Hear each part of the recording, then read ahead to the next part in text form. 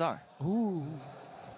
Thank you very much, gentlemen. Game 1 went to Team Ice and XPeke, but now it's time for Game 2. So starting, battling on the blue side, the greatest North American top laner from Korea. He only needs the words top die, and that's all he's gonna need this time around. It's Impact! Y representando al equipo chino, Deadwar Gaming, que no se engañe su tamaño, tenemos a Mouse. All right, gentlemen, lock and load. Good luck.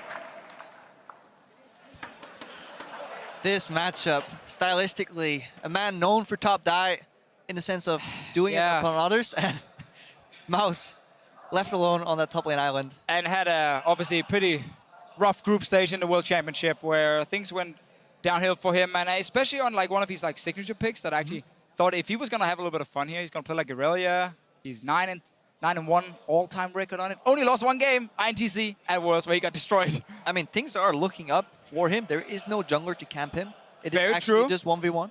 He is in full control of his own destiny. But he is playing against one of the best 1v1 players in North America, so that's obviously super, super tough for him.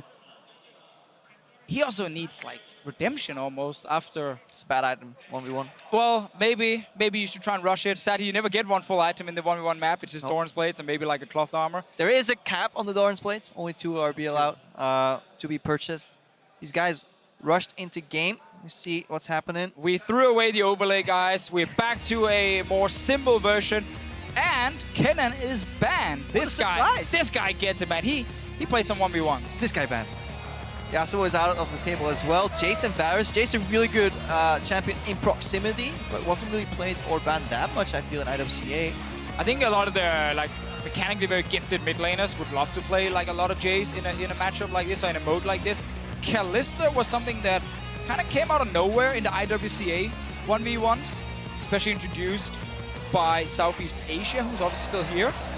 I wonder if these guys are aware that they can have a look-see on the screen, because it's blind pick, but there's literally a giant monitor hanging right next to their face. There's nothing blind about this. There's nothing blind, unless you don't want to look to the side and you really want to be surprised. That's also like one of these like internal metas that will develop, is the bait and switches at the end, especially champion-wise if there's counters. Ezreal is a pretty generic pick. He's good.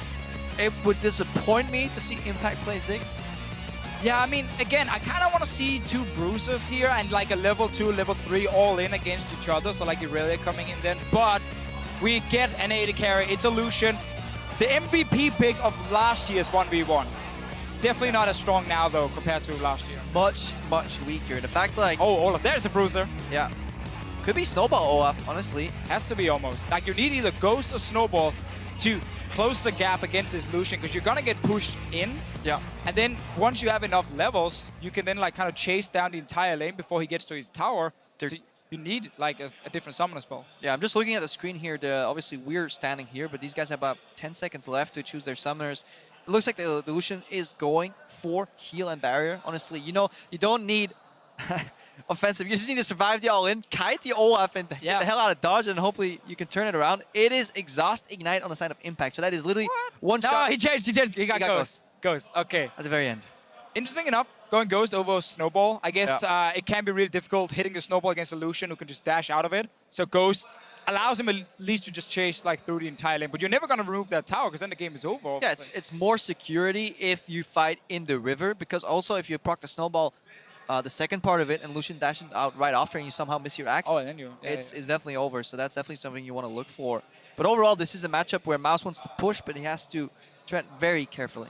Yeah, exactly. And we're going to see like the AD carries against the bruisers quite a bit in this tournament. And every single time is like the same way it's going to get played out. The AD carry will push and get CS advantage and try and win on 100 CS. And the bruiser wants to try and all in after he has a few levels under his belt. Oh, wow. He's actually going Corruption Potion. Definitely. Is he insane or is he a genius? There's a fine line between courage and stupidity. Let's see where Impact is at. I guess he just wants to sustain. So yes. The problem in 1v1s in poor matchups that require all in is that you get put in a deficit. Obviously now he can just put an axe in Mouse's face, sidestep. The problem is that you can eat such a large CS deficit early that when you're all in, you're just an item down, like a component at least. Right, I mean, like a Doran's Blade or something like that. Sure, luckily you only need to farm like around the 500 gold to go back and get that one item. And in 1v1s like these, you never see a fully completed item. And getting to 100 CS as well, it takes quite a lot of time. Which means there is enough time to get like level 6, 7, 8 for someone like Olaf, and then really go for the all-in. But already at level 3, his damage output should be equal to what Mouse has. Yeah. Problem is, he's against a barrier and he has a ghost, which doesn't add any combat value. I definitely want to wait until maybe level 5. Or honestly do 2 all-ins, one where you pop the summoners, what we see very often. Mouse here, he got control early. Basically you want to queue through. Oh, Impact is actually going in. Oh, he's going with the Axis level 1 spam! There's minions hitting him plus exhaust. Oh, Impact, he realized, okay, I got minions on me, I'm not winning this trade, he still has barrier. But honestly, he's about to get level 2 poked anyways, with Mouse dashing in aggressively with a level advantage. So he kept the trade on level 1 versus level 1. He burned equal summoners.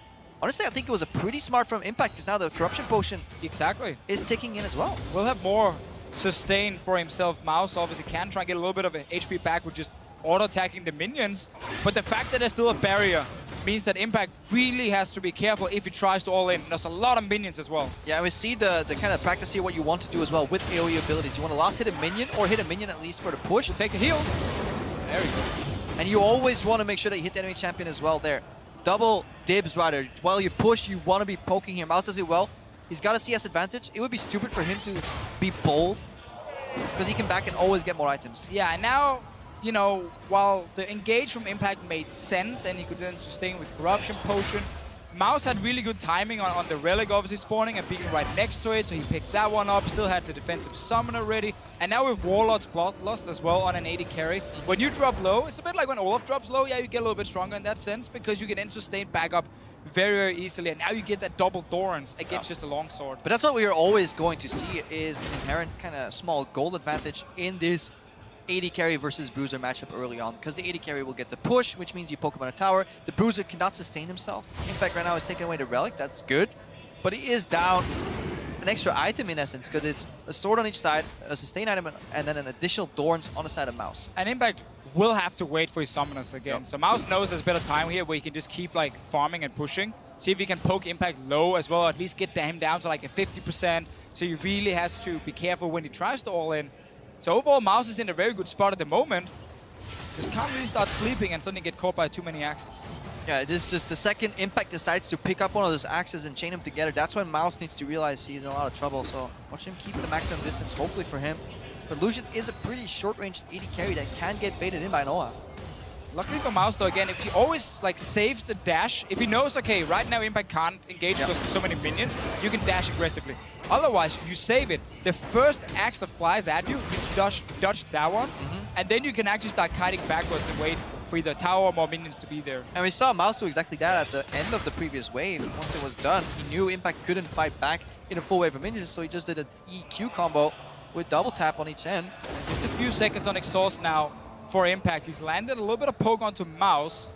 Is down a level at the moment, but will catch up very, very soon. I think level 5 is the way to go for Impact, because otherwise he'll trail too far behind on CS. Level 6, Lucian gets culling, which is really good in short range. So we might see Impact go for another all-in. The second hits level 5. There he goes. Goes straight for him. Mouse is exhausted, actually. There's a Relic behind him, but can he get to it? Is it enough? Oh, he needs to get to the tower. Not enough. Not enough. Barrier. It's a tower. Is it enough? Oh my God. That was exactly the breaking point, because imagine if there was a culling while he was kiting backwards in that exchange. Impact with the genius timing, he knew. And Mouse, honestly, too close. Level 5 Olaf, this matchup, when you 20 CS up, you know he's going to come for you. And he didn't get to dodge any of the axes. He took all the damage he possibly could have taken there. Impact made it harder for himself, especially around level 3, where he did have a few issues and lost that Relic stack, and he was down like an item as well. But Mouse, when it really mattered, when the actual all-in happened, didn't manage to play 100% perfect, and then he ends up dying. It's so close, like he got on the tower again. Super close. So he felt comfortable with the barrier bait on the turret, but the problem is Olaf, when he gets lower, gets stronger. And you also saw it in the cadence of the Corruption Potions. He popped up until the very end, so he started the fight with full HP. Here's the barrier, but at this point, Impact, one lost hit. Yeah, and another little critique, he didn't actually manage to absorb full amount of damage with the barrier. It was just a tiny bit in the end. Because he wanted to bait with it, obviously. And he stepped sideways instead of just trailing under turret. Maybe if it was a couple more milliseconds, the next turret shot could have finished off Impact. There's a lot of what ifs. We're analyzing the replay here. Yeah. At the moment, it's pretty scary. Yeah, in the moment, it's scary for sure. A lot of stuff is going on. I think he knew, okay, he's waiting for the summoner spells. Yeah. We talked about it. Impact probably thought it. And Mouse, for sure, did the same. And as soon as he got hit by that 1x, Ghost was popped, Chase happened, and yeah, again, what ifs, you know? What if he just keep running past the tower as well and doesn't actually stop to start hitting, and then he's winning on CS because it was 40 to 20 CS. Yeah, if that all-in fails, it's over because, again, Lucian can walk backwards while using culling, which means you gain yourself at least an additional 1.5 tower shots, and then Olaf just simply can't dive that. Risky choice from Impact, but well executed in the end with the Bruisers. It's always like 80 carries are considered the strongest, but Bruisers can kill 80 carries if you time the all-in correct. Yeah. And we're going to see things like Tom Kench as well at some point, because if he gets onto that 80 carry, he has enough damage to take him down. Ironically, these guys are so tanky, but because their base damages are high enough to kill the marksmen who are super squishy, it becomes a brute force effect. You need to close the gap. That's why Snowball is so popular on them.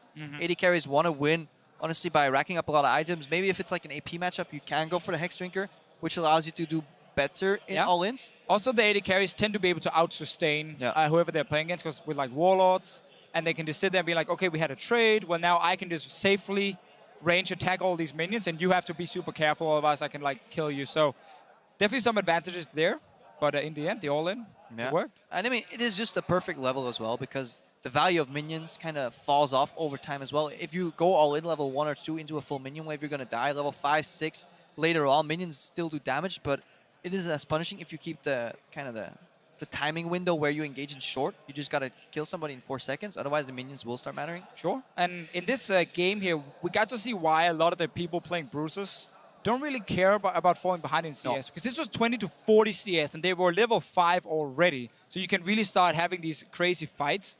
It's so rare you get the full 100 CS unless both seem to agree on the 100 CS, or one of the Bruisers literally cannot engage. But it's kind of a rock, paper, scissor meta as well. If you look at then the likes of Anastasis will never die to an all-in either, and they'll just keep farming. Yeah, exactly. But anyway, let's toss it up to the stage because we got more one-on-ones, Krepo.